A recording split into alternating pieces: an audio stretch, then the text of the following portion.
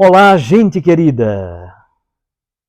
É com muita alegria que nós nos encontramos mais uma vez aqui no nosso canal Dom Paulo Jackson para meditar o texto do Evangelho do dia. Hoje é dia 26 de setembro. O texto do Evangelho de hoje é de Lucas, capítulo 9, versículos 18 a 22. Aconteceu que Jesus estava rezando num lugar retirado, e os discípulos estavam com ele. Então Jesus perguntou-lhes: Quem diz o povo que eu sou? Eles responderam: Uns dizem que és João Batista, outros que és Elias, mas outros acham que és algum dos antigos profetas que ressuscitou. Mas Jesus perguntou: E vós, quem dizeis que eu sou? Pedro respondeu: O Cristo de Deus. Mas Jesus proibiu-lhes severamente que contassem isso a alguém. E acrescentou: O Filho do Homem deve sofrer muito, ser rejeitado pelos anciãos, pelos sumos sacerdotes e doutores da lei. Deve ser morto e ressuscitar no terceiro dia. Palavra da salvação. Glória a vós, Senhor. Minhas irmãs e meus irmãos, o Evangelho de hoje nos coloca diante de um momento crucial da vida de Jesus e dos seus discípulos. Jesus está num momento de oração, afastado das multidões, e é ali, no silêncio do seu diálogo com o Pai, que ele faz a pergunta decisiva: Quem as multidões dizem que eu sou? É a pergunta de Jesus. Eu gostaria então de começar a reflexão de hoje apresentando uma das características fundamentais de Jesus no Evangelho de Lucas.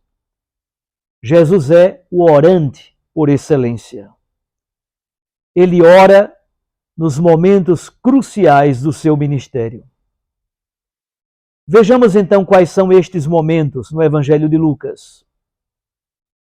Jesus ora no batismo, Lucas 3, de 21 a 22. Logo após ser batizado por São João Batista, Jesus ora, e é nesse momento que o Espírito Santo desce sobre ele em forma de pomba, e uma voz do céu diz: Tu és o meu filho amado, em ti eu ponho todo o meu agrado. Lucas 3, de 21 a 22. Depois da cura do leproso, sua fama se espalha por todo canto, as multidões acorrem para escutá-lo e para serem curadas. Jesus, no entanto, se retira a um lugar deserto e ora. Lucas 5,16. Antes de escolher os apóstolos, quando ele escolhe os 12 apóstolos para serem seus seguidores mais de perto, Jesus passa a noite inteira em oração no monte. Lucas 6, 12 a 13. Antes da confissão de fé de Pedro, como acabamos de escutar no texto do Evangelho de hoje, daqui a pouco vamos aprofundá-lo. Lucas 9, versículo 18. Na transfiguração, enquanto Jesus está no monte com Pedro, Tiago e João, ele ora e o seu rosto e as suas roupas se transfiguram, se transformam, ficam resplendentes, radiantes de luz. Moisés e Elias aparecem e conversam com ele. Lucas 9, 28 e 29. Quando Jesus ensina sobre a oração e ensina o Pai Nosso, Lucas 11, de 1 a 4, no jardim do Getsêmani, um dos momentos mais intensos de sua vida, Jesus ora no Getsêmani antes de sua prisão. Ele pede para que o Pai afaste dele aquele cálice de sofrimento, mas submete tudo à vontade do Pai. Faça-se não a minha, mas a tua vontade. Lucas 22, de 41 a 44. E finalmente na cruz, Jesus ora dizendo: Pai, perdoa-lhes, eles não sabem o que estão fazendo. Lucas 23, 34. E por fim ele diz: Pai, em tuas mãos eu entrego o meu espírito. Lucas 23, 46. Jesus é o orante por excelência no Evangelho de Lucas. Então, o Evangelho de Lucas enfatiza a vida de oração de Jesus de forma única, mostrando exatamente como a oração era algo essencial na sua missão, na sua comunhão com Deus. Mas voltemos ao Evangelho de hoje. As respostas são as mesmas que já apareceram no texto de ontem, em relação a Jesus diante de Herodes Antipas. Uns dizem que tu és João Batista, outros que tu és Elias, outros que és um dos antigos profetas do Antigo Testamento que ressuscitou. São respostas que mostram algo da verdade, mas é uma percepção parcial. É uma tentativa de encaixar Jesus em categorias já conhecidas. Assim pensam as multidões. É aquilo que o mundo costuma fazer com as coisas de Deus. Tenta explicá-las com as suas próprias referências, os seus próprios profetas, as suas próprias expectativas. Mas a segunda pergunta é ainda mais profunda, mais pessoal, e nos atinge diretamente.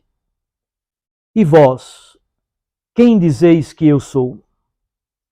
Pedro, com a franqueza que lhe era sempre peculiar, responde: o Cristo de Deus. A palavra grega Christos é a tradução da palavra hebraica Mashiach, Messias. Portanto, Messias é hebraico, Cristo é grego. Ambas significam a mesma coisa, ungido de Deus.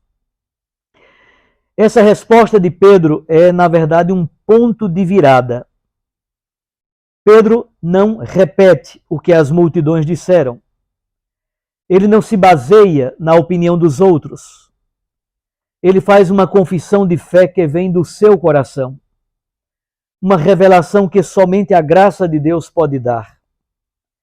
Ele conhece que Jesus não é apenas um profeta como um outro líder do Antigo Testamento, mas ele é o Salvador prometido, o Messias enviado de Deus.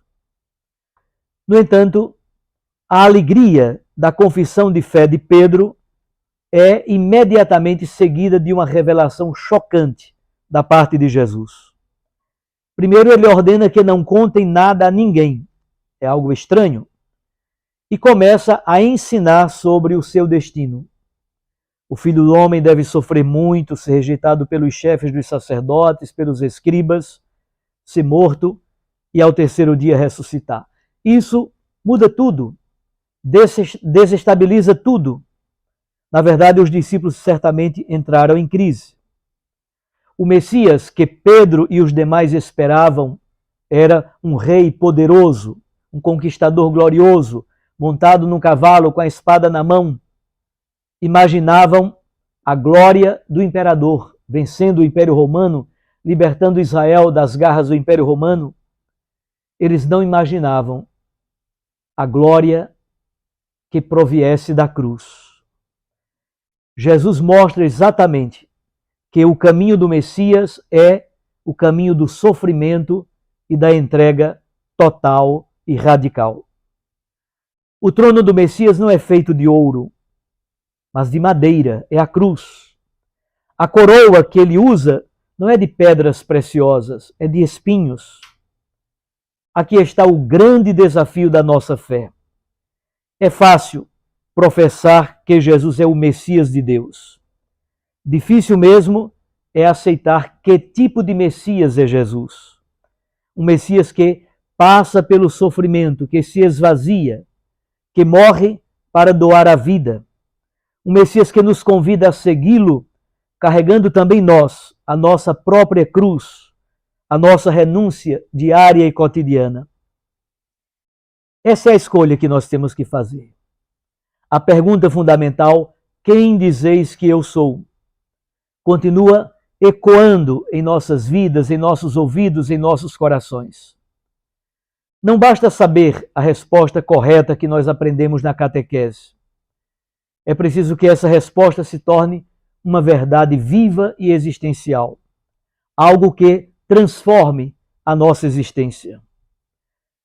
Quando dizemos que Jesus é o Messias de Deus, nós estamos dizendo que ele é o centro da nossa vida, o caminho, a verdade, a vida. Isso implica seguir o seu exemplo, com todas as alegrias, mas também com todas as dificuldades e suas cruzes. Nossa fé não pode ser baseada naquilo que dizem as multidões, naquilo que o mundo espera de nós. Ela deve ser uma escolha pessoal, uma resposta livre, corajosa à pergunta de Jesus.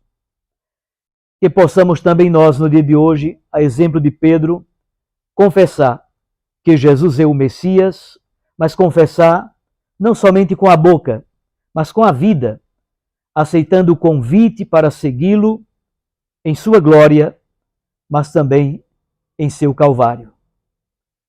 Um abraço, fique com Deus e sua Mãe Maria Santíssima. Eu os abençoo em nome do Pai, do Filho e do Espírito Santo. Recorde, a palavra aquece o coração e a Eucaristia nos lança para a missão. Até amanhã.